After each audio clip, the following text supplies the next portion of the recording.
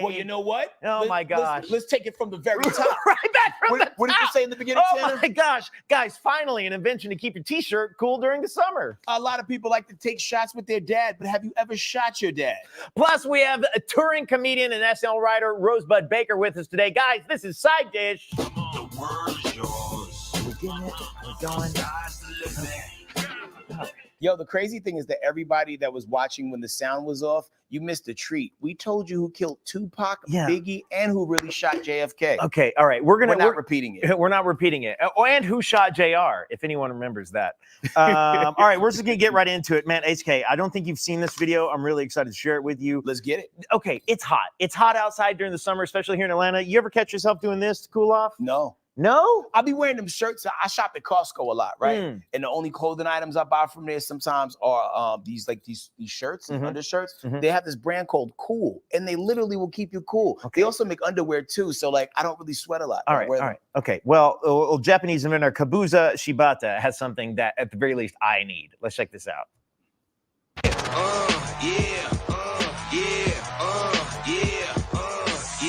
Wait a minute, get it how you live it. 10 toes in when we standing on business. Oh, hold on a second. That's gonna keep him cool. That's keeping him nice and cool. And then here's the other thing: if you're not convinced yet on this man's genius, he has another invention. Have you ever been like looking at your phone at night and then you drop it and you smash yourself in the face? That hasn't happened. happened. Okay, well here's another invention that I need. Oh, look at him here. Like, oh, come on! Oh. I know a lot of people who have been woken up like that because their girl went through their phone as they slept. Ooh. So they could have actually benefited from that particular thing. That could be it. Can we go back to the first video with no audio though? You can just throw the first video up. So this is just to create that little fanning motion on the inside. Yeah, this is all that is. You put it on there. Look at you. Turn it on. Look at it go. That's a problematic design.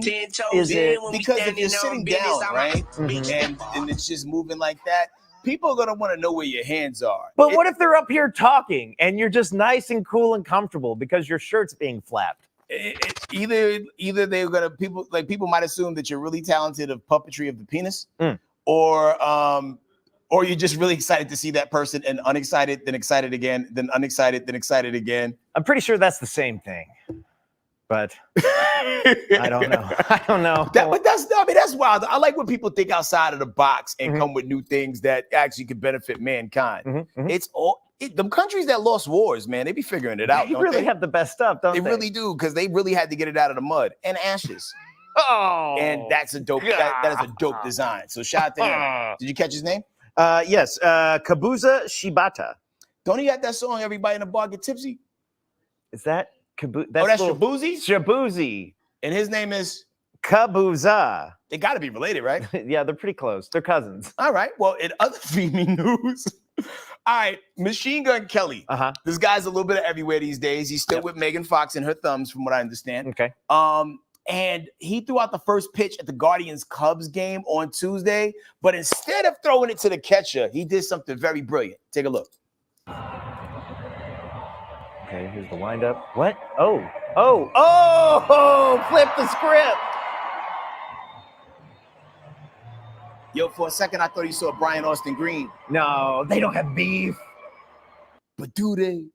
Did he just yeet that right in the crowd? He threw it right to the crowd. That's kind of... Which is kind of cool, because now the fan says, I got the Machine Gun Kelly ball. Honestly, I bet he starts a trend there. That's pretty epic. Yeah, because that saves you utter embarrassment. Right. From doing it bad. And when I saw him throw that, and his form was pretty decent, because it looks like it made it into the stands. There were some people over time who have done some of the worst baseball first pitches of all time. Like, take a look at Carly Rae Jepsen. Michael Jordan. Oh, no, that's sad. Called me untalented at throwing. No. It's Michael Jordan right Michael there. Jordan. Hold on. He actually played. Oh, no. That's why he only played for like one season. Yeah, that's not good. You got Barack Obama, No, come on, president Barack. of the United States, man. Don't.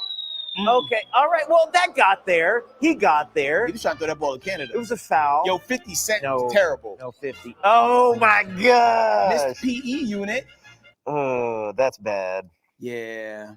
That's bad. Yeah, like How do you feel like unit? Yeah, Miss PE unit. Because like the way he threw, you could tell his dad didn't throw the ball with him ever.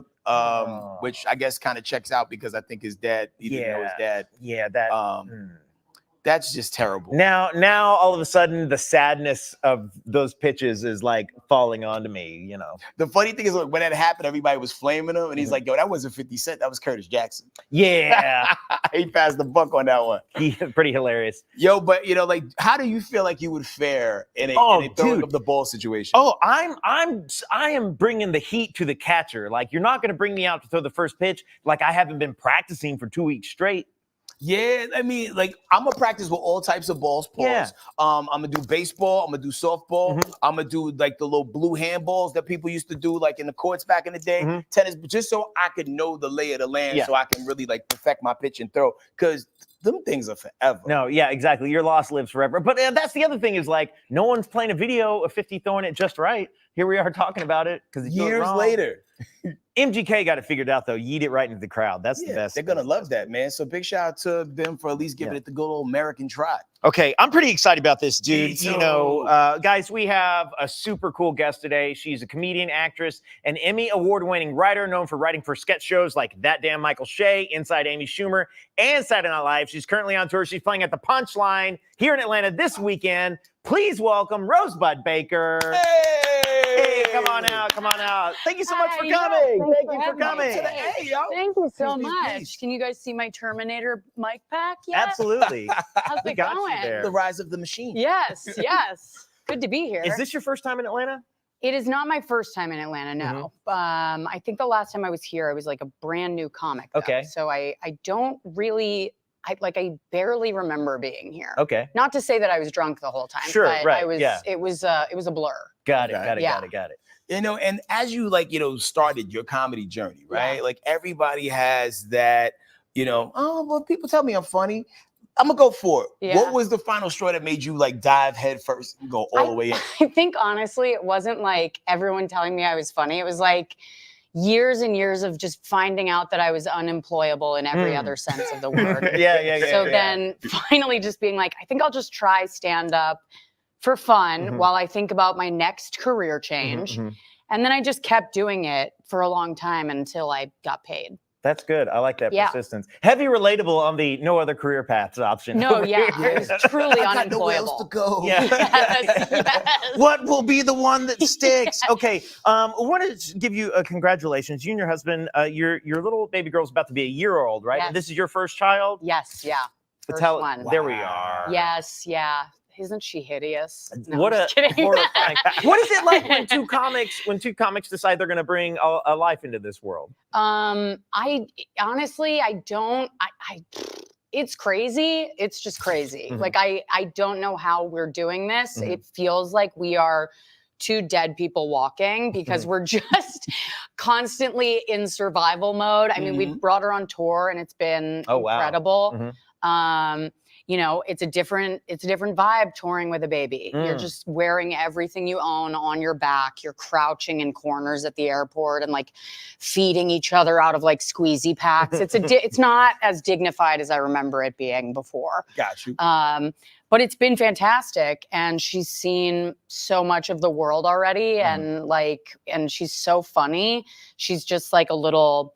I mean, she's 10 months old now. And so like the only real tricks that she does is like she waves. And then if you ask her if she's a tough guy, she'll go. That's good. So she's like a little baby bully. Where did she pick that up from? I have no idea. Man, these YouTube channels and what's considered kids program is way different than what it used to be. Yeah, we gave her own YouTube account. So there she's really kind of gone on a Don't let deep it mess dive. up your algorithm. Man, you'll have Cocomelon in between like, you know, murder conspiracy videos.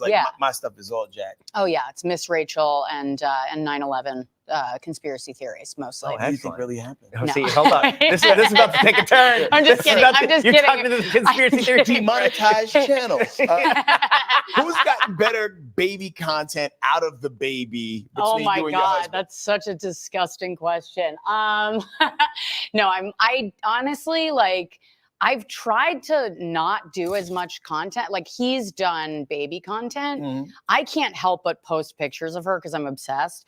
But like I try not to like do too much content with her. There's like a part of my soul that rots when I do it. Got you. And when he started doing it for a while, I was like, oh no, like I was like, keep her out of entertainment. I don't want anything, you know. But he was having fun with it, and I was like, I don't want to step on their fun. Okay, you fair know. enough. So I would say he has won that There we battle. go. For Okay. sure. Yeah. Yeah. So a minute ago, we were talking about like you starting stand-up comedy. What was the moment in your stand-up career where like that light bulb went off and you're like, okay, I can make a run at this? Mm-hmm. I would probably say like my first job that I got was I shot a documentary for Amazon Video, and it was called Inside Jokes. And it was just like a documentary about comics trying to get into the Montreal Comedy Festival. And that was years ago, like 2018, I think, 2017, 2018. And I immediately left my job, which I don't recommend to other comics. I'm like, don't do that. That was a dumb thing to do. But I immediately, and we all do it. We all get our first job and we're like, I'm set, you know. So long, suckers. See me never. Yes. And then 5 months later, You're like, are we hiring ooh, guys? blew through that cash pretty quick. So yeah, that was probably when I first realized I was like, okay, maybe I can do this. Okay. Yeah. And you've made it to a place that, you know, every aspiring comedian, I think at some point or another, wants to be. And I mean, aside from the SNL stuff, like, I mean, I was going through a deep dive on like, you know, some of your Comedy Central bits, and it's like, yo, for you to be so short, like so small and petite, you say the darkest things, and I love it because I usually come from the dark part of my brain too. Yeah. I love that component. Yeah. And you know, and now you ended up on SNL being a writer. Like, how is that environment? Because I've seen people talk about it in the past, and you hear different stories. Some people's like, oh, it was the best time of my life. Yo, it was stressful. I wanted to kill myself every week. Right. Yeah, I really think that SNL to me has been an incredible experience. Like, it's been one of the best jobs I've ever had. It's also been one of the only jobs I've ever really had, like real jobs. So I don't have any complaints about it. The hours are tough, you know, it can be tricky. You can get in your head certain weeks and it can be tough, but then for the most part, it's a fun job. Like there's nothing, oh my God, me and Che and Jost look like babies. How long ago was that picture? That must have been like 2016, 2017. Oh, wow, that long ago. Yeah, that was a long time. We Those saw were my them. breakup bangs. Oh, let's go. Did you change your hairstyle every time you go through? Do we have a different hairstyle for every relationship? Or? It's really more the jagged bangs that are giving breakup. I don't know for sure, but they were giving breakup when I looked at them. But yeah, no, I forgot what I was talking about. Yeah, it's the SNL component. Oh yeah, just like, you know, like work in that room, and I love it. I mean, to me, it's been a great job. It's an easy job. It's not like we're like roofers or something. You know, it's like we get paid to tell jokes. It can't be that traumatizing. Is there like, because how long have you been working on the show now? This would be 3 years now. 3 years. Okay. Is there like, in your 3 years is there like a skit or a joke that you're like, I'm so proud of this laugh or that this made the show? I really don't, I don't think about it like that. Like I've written so many sketches over the last like 5 years that I don't really even like remember certain ones. Like once they're done, I just sort of go like, but I remember like experiences from shooting them and things like that. Is there one maybe? Yeah, like Keke Palmer was one of my favorite hosts. There was a sketch that I wrote that didn't make it on the show that was about a life coach, because every time I've talked to a life coach, I'm kind of like, what is it that you have that you think everybody else wants? You know what I mean? Like it's such a twat job. Sorry to say that. Sorry. This is the internet. It truly is. And I was like, and so I wrote this sketch about like a life coach based on a friend of mine who would give advice that nobody really wanted. And Keke Palmer comes in and she's like, all right, this year, everybody here is going to stop sleeping with homeless men. And everybody was like, we don't do that. And it becomes like a thing where it's very clear, like that's her thing that she does. So yeah, you can imagine why that didn't make it perfectly tailored. I could hear her tonality. She was delivering the lines. good at it. She was so funny, and I'm like, it was just like so fun to work on. But it doesn't matter to me that it didn't get on. It was like funny. I would get too attached. I'd be like, no, this is the one, and it has to. That's what makes you go crazy though. On the job, you can't get too attached. It's all fun, you know.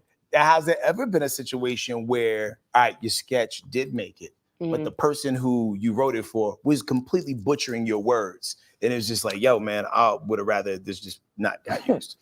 Probably, but probably like specific memory, yes. Generally answer, maybe not.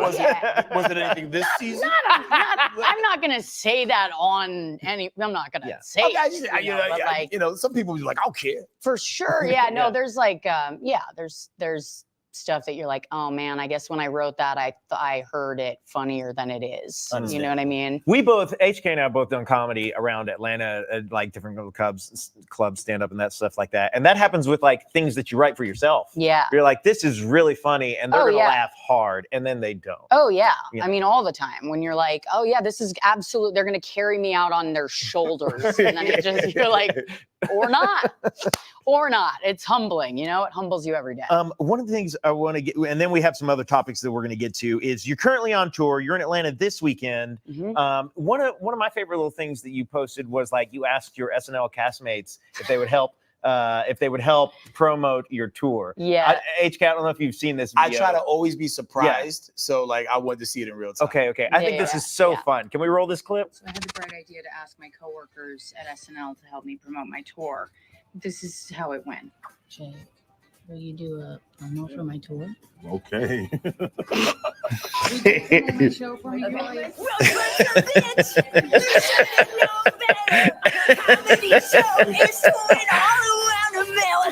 You gotta go out to see Rosebud this summer. This is Jake on tour.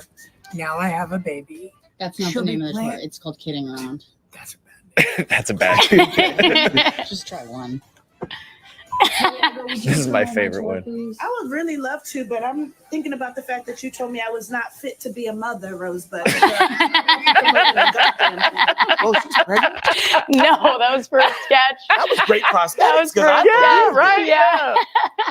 You work with a lot of lunatics. Yeah. That no one loved, man. We got a chance to see Shay and Joseph when they was on tour. Yeah, they came here a few months back, and that was just such a dope show. Yeah. To be in such a hyper apex environment, right, with so many dope creatives. Yeah. Do you ever, because I think we all go through this sometimes. We have that imposter syndrome. Like, how the hell am I here? Right. Like, do you go through that, and how do you overcome that? Yeah. I mean, the first year that I was there, and still now, like I walk around and I'll be like, oh, this is like, they're all going to find out that I'm like a fraud.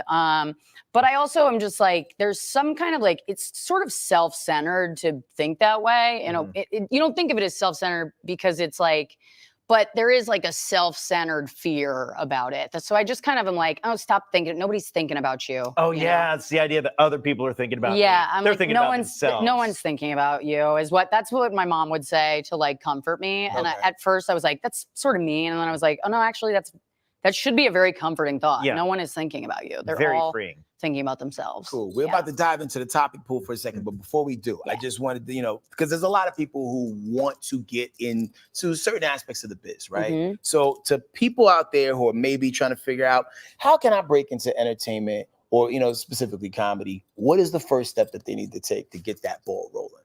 I would say get funny, like do open mics and it's not going to be fun for a long time, or it will be, you'll make good friends, but like hit the mics and get on stage as much as possible. And, eventually you'll be as funny as at least the most unfunny person. At least the most unfunny.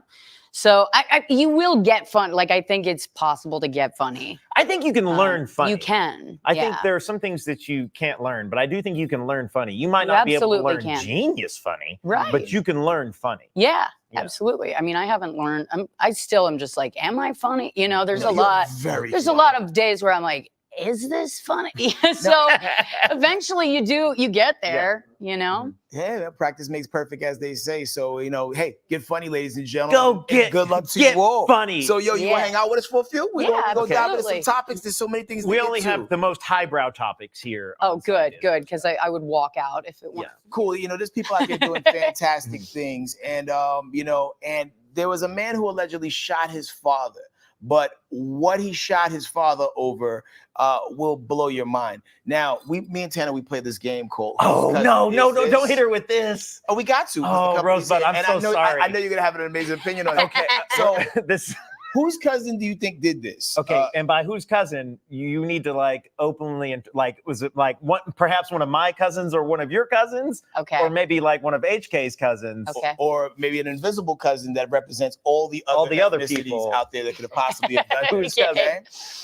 So like I'm gonna go into the story. So David Carpenter shot his father in the face. Hold on a second. Can you roll that prompter, brother? Oh, he's not even there. He shot his father in the face because he was sitting in a motor scooter when this happened. He claims it was an accident, but the son got arrested anyway. Mm-hmm. Whose cousin do you think this was? He shot his father in the face over what? His father said it would be as if I said that HK's feet were stinky, and we got an argument over it. And then he left the room and came back with a gun and shot me in the face while I was sitting in a motor scooter. Well, that sounds like one of you or my cousins. It does sound very... For sure. Yeah. Okay, I'm looking in the chat right now. I mean, I can tell you already, like, that's for sure. That's a white guy, right? That's extremely Caucasian. It's possible. Yeah. We got Candy, me, says it's Tanner, and Rosebud's cousin. See, what fun Rosebud is if you look over here, the comments are lighting up, and they're like, Tanner's cousin. Yeah. Yeah. Because of the motor scooter, people are specific about. It's the motor scooter part of it that makes it our cousin. To me, it's the stinky. It's saying it was an accident to the cops. It feels like that feels like a white guy. My delegates be rolling around here with stinky feet too. Sometimes people feel like changing socks daily is an option, not a necessity. Yeah, the stinky feet thing too is also, but I feel like that's definitely a white this comment, dirty legs, stinky feet. Yeah. This comment is specifically gun owners shooting parents. White. Well, for everybody who's been placing their bets online, can we roll that mugshot, please? Okay, here we go. Okay, this guy. Yeah, that sounds right. Carpenter. That sounds right. Sorry, Dave. Sorry, David. What do you think the last movie he watched was? Oh God, I was gonna say The Whale.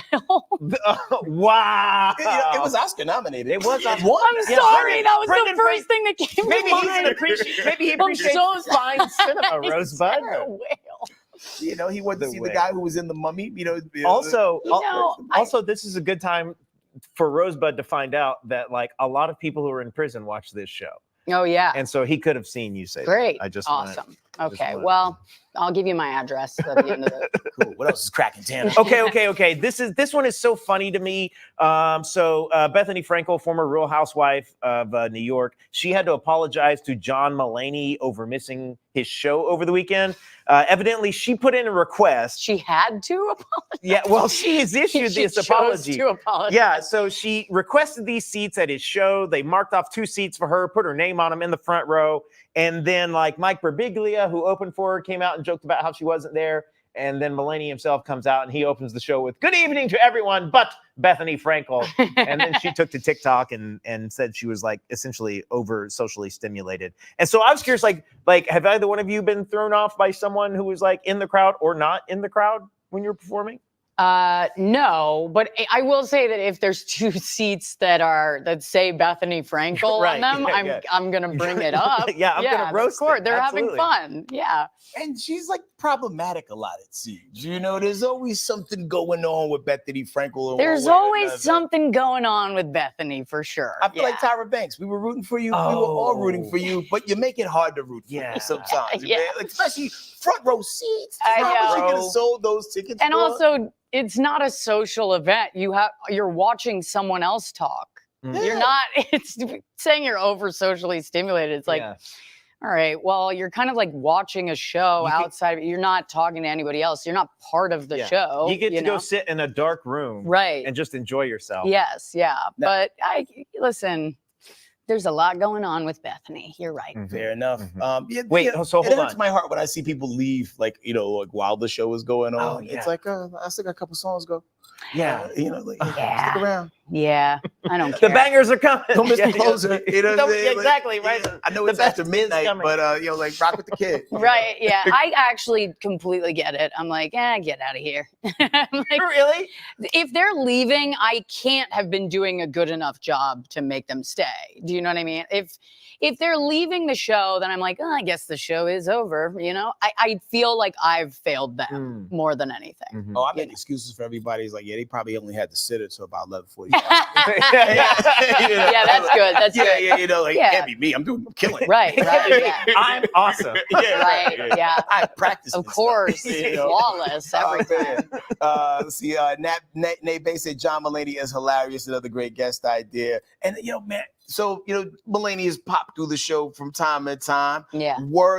He was clearly he wasn't writing there at the same time you were writing, because he was writing like in the early 2000s, right? Yes, yeah. Man, and that's a guy that I root for a lot as well, man, because he had this sitcom that was so damn good. Yeah. I think it was on Fox. Yeah. And for whatever reason, they didn't press continue on the machine. Yeah.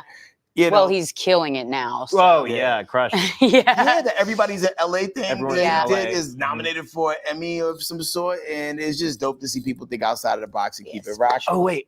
Okay, I want to throw a curveball at you, Rosebud. Yeah. Okay, if there was a Real Housewives franchise, you're married now, you've got a kid. Isn't there one? Well, there's several. Yeah. But if there were one that you would want to join, or that you think you could get in the mix. I don't know if I would want to join one. But in this hypothetical situation, you're being forced to. If I have to pick a city to be a Real Housewife in, Vegas. Real Housewives of Vegas? Yeah. Does that exist? Does it? I don't think it should. exists. And it could. It does make sense. I feel like you'd have to change cast members every season because someone would OD. It's Vegas. Yeah, it seems like that seems like a fun city to be a messy housewife in. You got to shoot them episodes really fast. Yeah. Because your husband's going to die. Yeah. Of old age. All right. Keep it in the reality space for a second. Do you listen to hip hop at all? A little. I mean, early, 90s and 2000s. Okay. If you was to be on a Love and Hip Hop franchise, which city would you pick? Would you be Love and Hip Hop New York, California, Atlanta, Miami? I think I'd stay in New York for that one. Okay, I think I'd stay in New York for that one. You'd be Rich Dollars in them. Yeah. Peter Guns. Yeah, stay where the money is, That's you right, know? All right, well, shift the gears real quick. A lot of times houses that you see in some of your favorite films get actually put up on the for sale block, and the Poltergeist house is on sale for the first time in 45 years. Classic movie. Yeah. Carol Ann, she walked towards the light and ended up in the television. Mm-hmm. Yeah, that's up in Simi Valley, which is north of LA, probably, I don't know, depending on what part of Simi Valley, about an hour. Okay, and they said the house is for sale for $1.17 million. That sounds like a deal. I was going to say, if it's for sale for anything over $1 million, I'm going to be furious. I'm yes, because I'm why would, first of all, the house is haunted. Okay. To me, it's haunted. I don't care if it was haunted in the movie. To me, that is a haunted house. Sure. And you can't just sell out how is every house $1 million now? Every house in all of Southern California is $1 million. Here's the thing that's messed up about this house in particular. I don't know if you guys are you either one of you hardcore movie buffs in relation to this? I know you are. Yeah. Did you know that in the making of this movie that there's a scene where they're in the backyard, and it's actual human bones? Yes. Did you know this? Yes. Yeah. Does everyone know this? And I think it's something that most people I don't think the only reason I know that is because my sister, who's a real movie buff with horror movies, told me. That's so horrifyingly disgusting. No, it's terrifying. Did the bones get credits at the end? I don't probably not. Because if I was the family As of an the extra? bone owners, the bone owners, I would throw my man in the credits. The bone owners is crazy. Bone owners, by the way, not a homeowner, but a bone owner. If I'm the bone owner, I want my dearly deceased people in the credits. Listen, You're gonna name 1,500 other people that Yeah. did minuscule coffee getter for Mr. Right. For, Yeah. I don't know anyone's name. That was There's in a that. whole Craig T. society of bone Nelson. owners. Yeah. Oh yeah, a lot of them work in Magic City. Don't worry about the bone owners union. They'll come for you. But They're- okay, so we clearly know where you stand on haunted houses. You're not interested. I'm not interested, Yeah. and I think it should be for less. I'll still negotiate for Okay. whoever is thinking about buying it. But what if you bought it and used it as an Airbnb? That's crazy. There are crazy people out there that would like, oh, I want to stay at a poltergeist house. I'm not spending 1.7 mil to then just try to make the mortgage back on Right. freaks that want to spend their time with ghosts. That house is cheaper than like 98% of the homes in California. I know. That makes me want to poltergeist myself. I want to put my bones in that house. Yes, Yeah. I remember I was like house hunting. This is like probably like 2005 or 6, right? Yeah. And there was a house that we went to visit. This is why I still lived in Texas. And we walked inside, and as I was getting ready to walk inside, like somebody like was like stopping me in the car. I was like, I'm so glad that people are starting to look at this house again. And I'm like, okay, cool. Yeah, well, it's a nice house. And then they didn't go into much more than that. Then we went inside, and then like in certain rooms, there was like pieces of the carpet cut out. And then there was like, you know, like how when you get pants from like, you know, Old Navy and stuff, like kid size pants, like the stickers that said the pant size were like, you know, stuck to the wall and stuff like that. And then there was like a police thing on the thing that said, hey, you know, we just want to let you know that a crime may have taken place here at some point or another. And it's our local diligence to tell you this. Right. So as I'm getting ready to leave, I'm like asking the showing property agents, like, hey, like, what do you know about this house? He's like, I don't know. Let's see. We open up the internet like in real time. Apparently the dad came in and killed everybody in the house and himself. Yeah. As soon as we read that, all of a sudden the house got cold. And I don't think it really got cold, but just the energy of knowing that something terrible had happened in that place felt weird.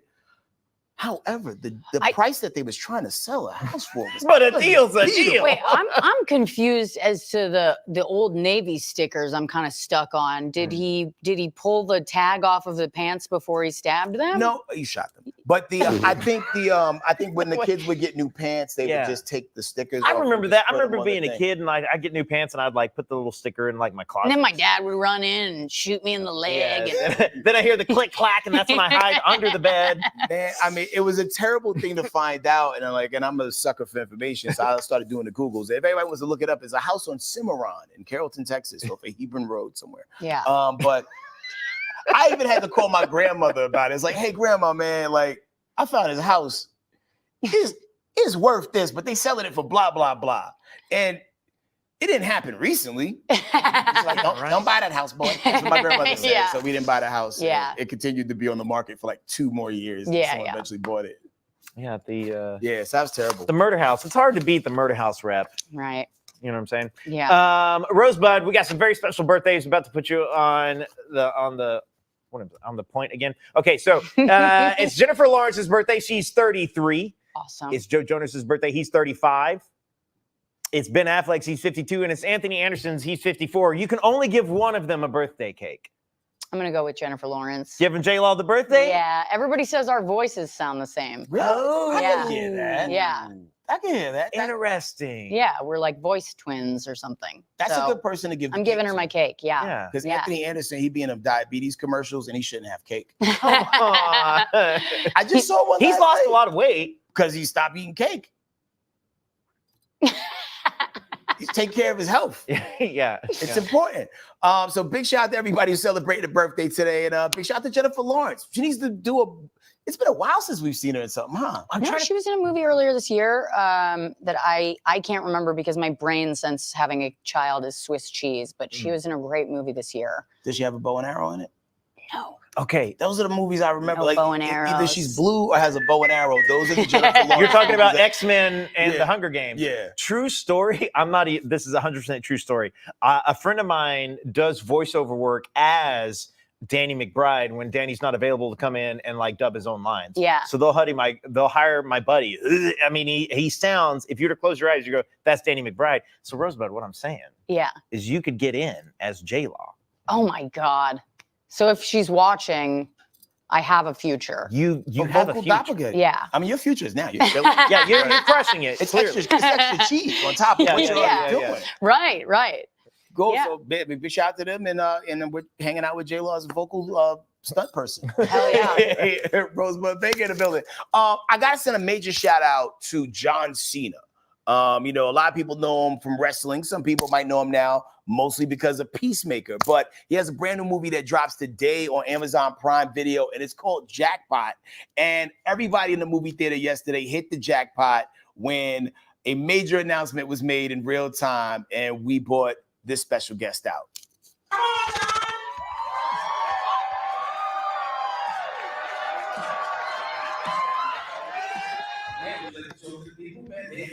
They love you. I want to say thanks to Amazon for their philanthropic effort in supporting Make-A-Wish. I've been involved with Make-A-Wish for a long time now, over 2 decades. So just endless hope that that's believing in it. So I'm grateful to thanks to Amazon there. Thanks to Make-A-Wish for being here. And thank you guys all for being here. This is a really fun movie. It's a funny movie. We have a great cast. I don't want to speak too much about it because I want you to see it. Enjoy Jackpot. And now. Aww. Yeah, man. They say that John Cena holds the record for the most Make-A-Wish Foundation pop-ups and appearances. Aww. And no one knew he was coming out, not even the Make-A-Wish people. Only me, the people from Amazon, and a couple people at the movie theater knew. That's and so just cute. to see everybody's face light up when he came in, man, it was just so dope, man. So shout out to the Make-A-Wish Foundation of Georgia and everybody at Amazon Prime Video. And be sure you watch Jackpot. The movie is hilarious. Have you seen the trailer at least? I haven't. I didn't see it until 2 days ago when they hit me up to do it. Yeah. And the movie delivers. It's one of them stupid, funny kind of movies where it's like him and Aquafina, and she won the lottery or something, and so he's got to protect her now. Is that the idea? Yeah, it's like future LA, which is mysteriously Atlanta. Like they literally was shooting the movie around this building. Right. It's like, yo, that's Peter Street. You know what I mean? Like I knew all the areas, but all the jokes land. It's fun, and the replay value is pretty high on that. So be sure you support that. And once again, big shout out to John Cena for doing this thing. Are you a cookie person? Oh, hell yeah. We have sad news. We have really sad news, Rosebud. Oh, God. Yeah, Wally Amos, the founder of famous Amos Cookies, died at the age of 88. 88. Aww. He's now a bone owner. He's facts. I mean, technically, he was always a bone owner. I guess they were given to him. Yeah. Yeah, man. So he launched a company in LA back in 1975, and he was working as a talent agent, and he was the first Black agent they ever had. And he attracted all types of cool clients that, you know, definitely raised the profile of like not only like, you know, the agency he was with, but also the brand as well. And when he started his cookie company, he made like $300,000 in the first year, which is like $30 million by today's standards. Don't Google that. To go from being a talent agent to being like a cookie maker, to like a guy that just gives cookies out, is truly like going from Satan to Santa Claus. In my mind. Like that's an amazing life. Talent agents are terrible, terrible people. I love my agents though. Because like I had to fire my agent, and it was like I've had to fire so many. So many. And it's like, man, you promised me a lot, bro. I feel like I've gotten lucky, but yeah, I think on the whole, as you know, the stereotype about agents, not great. Not good. Not great. I also wonder, were they in the beginning? Do you just think they were like Amos Cookies, and then they got to be so good, then they became famous Amos Cookies, or did he hit them with famous right at the top? I mean, it rhymes, and, you know, especially in the 70s. You know, Muhammad Ali was doing his thing. Right. You know, so he probably came in rhyming. I'm famous Amos. Yeah, and he knows entertainment. So and he knows he's gonna have a good title. Yeah. Right? So he delivered it, man. Well, we appreciate you coming to hang out with us today, and we're Thank you for excited having me. about your not only the shows that you're doing in Atlanta this weekend, but everything beyond. What's beyond the tell us about the shows you got coming up, where they're at, and where people can find out more and get tickets and Definitely. Yeah. So I'm going to be in San Diego. I'm going to be in Madison, Wisconsin. I'm going to be in Chicago. I'm going to be, there's a bunch of other dates. I just can't like remember all of them. But yeah, you can check them out on my website, rosebudbaker.com. And the tour is going to be going on through September, and then September 16th, filming my special in New York. Okay. Very cool. Yeah. So the place you're filming at in New York, is it a place that was always like, if I ever did a special, this is the place? or that's just the place they put you? No, I knew I was like, I wanted to film the special there, but I have a special. It's out.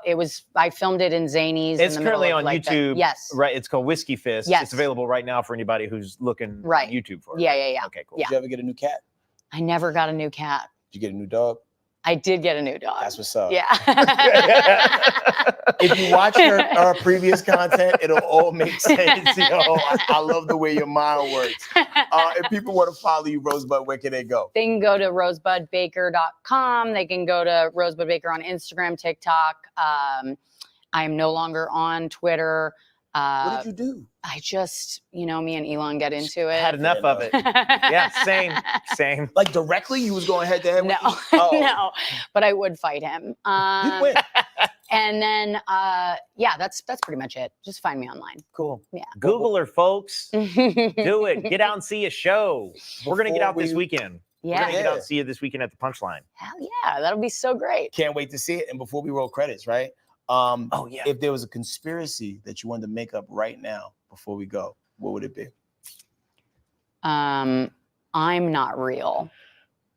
Congratulations, y'all. This whole interview has been AI. I'm a hologram. Where we save money on internet connection and sound, we spend that money on AI guests.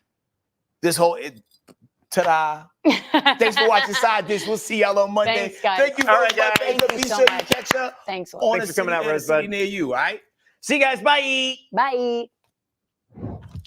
Boom. And that's that.